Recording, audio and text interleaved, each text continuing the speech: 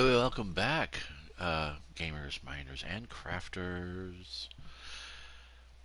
So yeah, the question, as was, as it says right there on my little title card. I guess I don't have a title card, but you know what I'm saying. So there are a variety of things I look for in a Minecraft world if I'm going to basically dig in and play through. One, first and foremost, is access to spruce wood because it is the most efficient wood to grow, most efficient trees to grow. Especially if you get four saplings all together, you get this super spruce, and basically you make an Ewok village if you wanted to. Um, but yeah, I look for spruce wood. A village, I think actually, a village is actually number one. The village is number one. Then I look for spruce wood. Then after that, it's um, jungle's not is not a deal breaker, but if there's a bamboo forest nearby, that's also pretty good. I'm pretty big on scaffolds. I love scaffoldings. Um, and let's see what else. Oh yeah, when I get to the Nether, some kind of local Nether wart and blazes, because potions. So my play style is basically pretty heavy on enchanting and potions, which I think everybody is kind of like that. I love to get a luck of the sea and a lure fishing rod, and then of course a fortune unbreaking diamond pick. Yeah, and now in this world that I have here, it does have that. Um, it does have it has the bamboo forest. It has the village, which I've already developed, and you'll see in a minute. It has the I was able to find the diamonds and craft myself an enchanted pick for silk touch first of all to collect the diamonds as I find them, and then craft myself a second diamond pick to go ahead and with the fortune. I think I have Fortune 2 on it, or Fortune 3. It's Fortune 3, I believe. But anyway, or Fortune 2. I think it's just Fortune 2, which is not like massive, but it's going to be okay for right now. There's plenty of diamond in the game. There's way more diamond in the game, I think, than there was in the previous games. Specifically because of the way it spawns now in the biomes. I mean, in less than four chunks, I found five actual nodes. Now, there's a good chance that I might have miscounted my distances, but a chunk is still 16 by 16. So in a 32 by 32 space, I was able to find five different instances of diamond. So it's more consistent, I will say. It's not more plentiful, but more consistent. I think the fifth one might have been just on the edge of the next chunk over. But anyway, so I couldn't find any spruce. And I found out that if you use the Wandering Trader will bring to you what is more or less local to your main map. The main map being the map you spawn into, which is the single scale 3 of 4 sized map, which is what the old Java editions used to do. Medium World was a 3 by 3 map world, and of course a big world was I think a 15 by 15. I want to say, but so yeah. So normally when I play Minecraft, I start off first exploring all of the first map that I get, that starter map that you get when you load the game. And then I build my little 3 by 3 grid, and I don't normally play outside of that 3 by 3 area simply because in a single gaming session, and yes, I do binge sometimes for all afternoons and evenings, but a gaming session being about an hour to 2 hours at the most, um, you can get to the other outer map areas and do things and get back to your main base without too many problems. I don't play on realms. I'm not playing any griefer games or anything like that, so I don't really have too many concerns. Most times I actually play in peaceful, and I like the exploration and the building and things like that. And then I'll just when I feel like my tune is my build up is where it's at a viable location. I've developed the villagers to the point where then I go ahead and I just basically let everybody out into the village that was theirs originally, and put the and then yeah, go for it and just play the game after that. I'll fluctuate between normal, hard, and easy mode depending on what I want to do. Well, this particular world, I've explored more or less the three maps around it. I mean the 8 maps around the main map, and I have not found any spruce wood, but I did get excited because, like I said, the wandering trader will bring in things from around the area. So and I figured this out because he was bringing me things like bamboo, not bamboo. He was bringing me kelp. He was bringing me all kinds of stuff like sea cucumbers and things like that. And then I realized, then one day he showed up with podzol, and I'm like, oh shit, podzol, that's actually fantastic. And I got excited, so I decided to go ahead and make a creative copy. And the creative copy is basically super easy to do. You just scroll all the way down here to the bottom, make a copy of the world, and then set it to creative mode. And then with that, you can just explore, anything you want in the world that you're in right now. And it's kind of I guess you could say it's an exploit. I don't think it's really cheating because it depends on what your self-imposed rules are. If I'm just playing just to fucking play, I'm keeping it in survival because I still want to earn some trophies, even though I don't give any fucks for trophies really. It's kind of like it happens organically. If the weed gets up my ass to want to go ahead and pursue something challenging in the game, I'll go ahead and I'll pursue a trophy. But I don't know. So the question, um, back in the Hitchhiker's Guide to the Galaxy by Douglas Adams, uh, there was the question, which was kind of like the MacGuffin for the whole movie. And if we remember what Alfred Hitchcock said about the MacGuffin is the thing that the characters care very, very deeply for, but the audience could not give two rips about. They're more interested in the story, hopefully.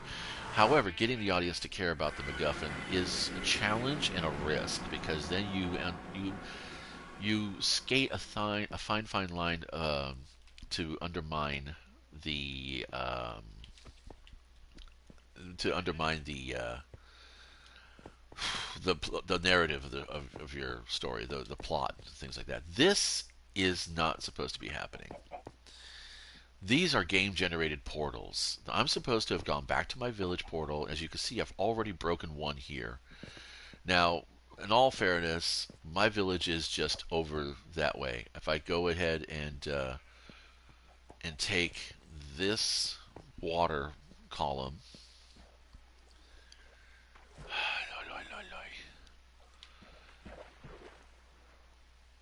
so anyway, the question, the answer was given as 42, basically, and that became a meme for several generations of sci-fi fans, and it's been often debated as to what 42 really meant.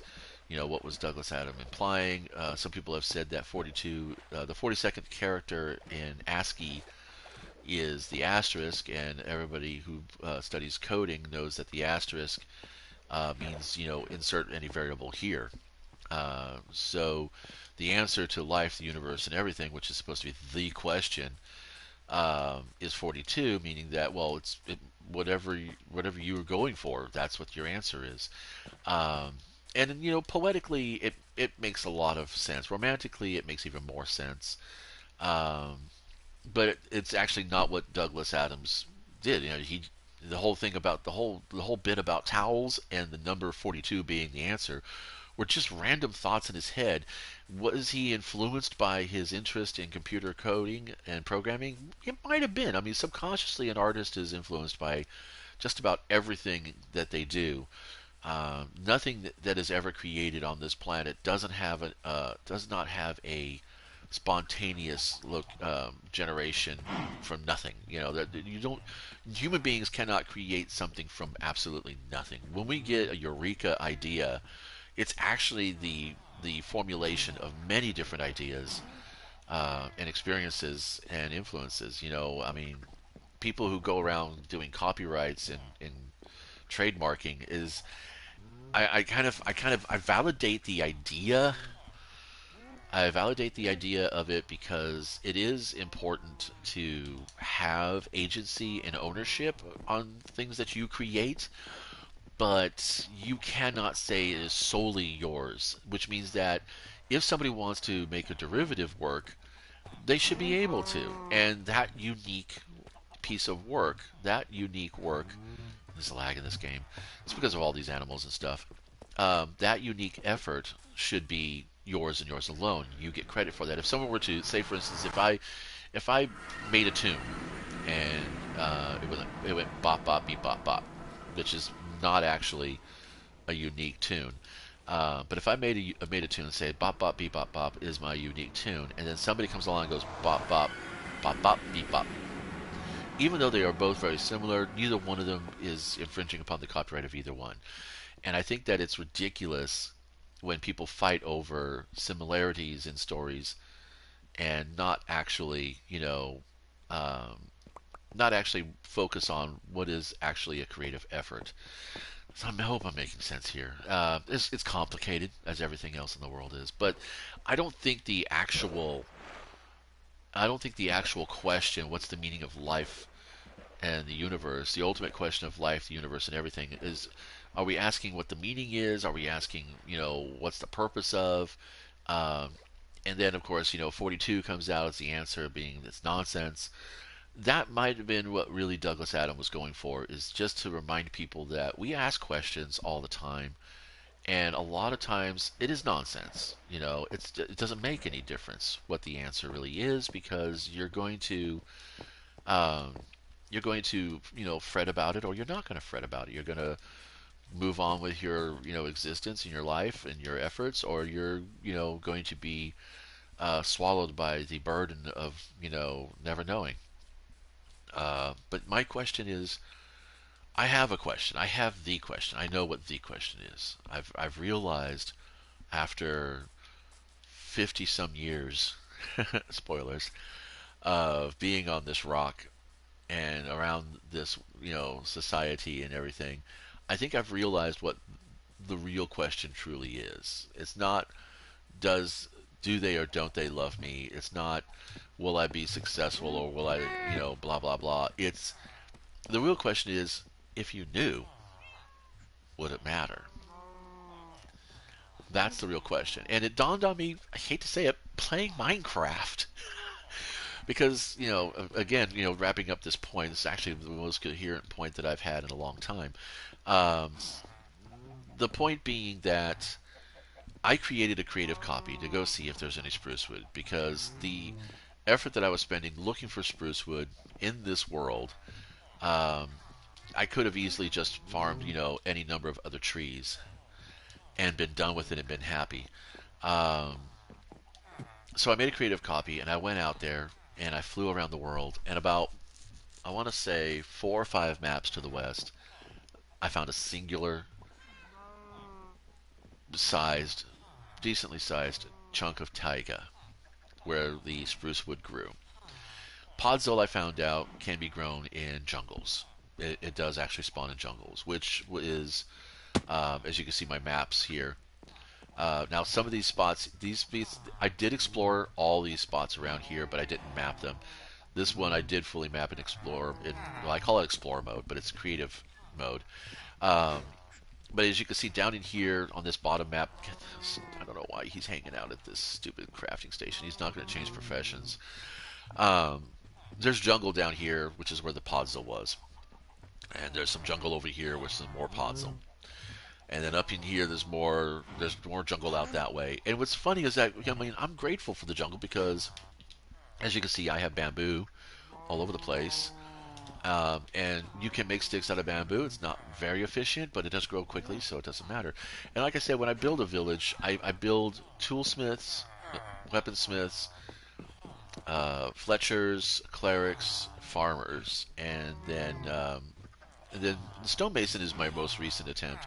And actually, he's pretty cool. With the silk touch pick, you can actually just chum it out, and then eventually, you can earn 32. You can earn 16 emeralds pretty quick with this. It's not hard to do. But the question is that I found out that this world does in fact contain a biome of spruce wood, but I know that in game it's going to take many sessions. It will be an expedition of monumental amounts to go all the way out there just to come back with a half a dozen or so saplings. I mean, because realistically, all I need is 2 saplings. You want 2 saplings because sometimes you might get a dwarf tree and it might not have much foliage, and with the drop of saplings rates as they are for spruce, impossible to get two saplings and then basically propagate the area. But I realized that if I'm just growing trees for the sticks to trade with the Fletcher and to build with and things like that, um, I have enough contrast going on between the dark oak, the regular oak, and the birch. I'm trying to grow some jungle wood over here, but it's not actually. It's been, I would say, at least 4 Minecraft days, and nothing's happened. These oak trees are protected now because they spawned bumblebees, and yeah, I'm a kind of a freak for bumblebees. This one's protected because I planted 4 saplings together, and it created this monstrosity, and I'm proud of that. This one's protected, and anything that has a hive on it, is protected.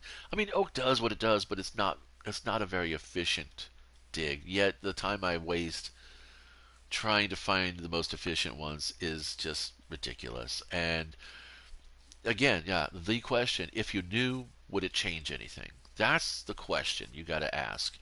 And I think you ask that question on anything you do. If you knew the outcome, would it change what you do? And I think some people would probably change their opinions about things, but I don't think it would for me because now that I know that there is, spruce wood on this map somewhere. I didn't go out east. I didn't go all. I went. I did go south quite a bit. I did go north quite a bit. I did go west quite a bit, and of course all those midpoints.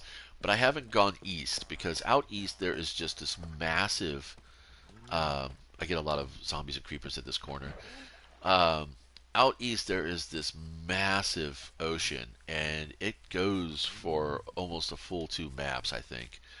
Um, that's pretty big. So I don't know. I think the ultimate question really is: if you knew the answer, would it change anything?